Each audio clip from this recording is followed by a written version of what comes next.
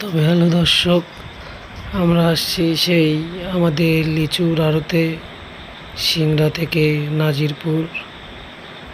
নাজিরপুরে এসে দেখলাম লিচুর আড়ত অনেক লোকজন। অনেক লোকজনের মাঝে আমি বললাম চলো দেখি লিচু কত করে বিক্রি করে। আমরা গিয়ে সবাই দেখলাম, ভাই এত পরিমাণ লিচু দেখে আমার মাথা ঘুরে গেছে। আপনারা দেখেন দর্শক, বাজারে যে পরিমাণে লিচু আর মানুষ, এখানে গাড়ি ঘোড়ার জাম লেগে গেছে। সাথে আমি আসছিলাম, আমার দুইটা কাকা আসছিল, তাদের সঙ্গে আমি বাইক নিয়ে চলে আসলাম লিচুর বাজারে। তাই শুনলাম দাম কে কেমন করে বিক্রি করতেছে দেখলাম, আর কিছু লিচু নিয়ে যেয়ে খেলাম।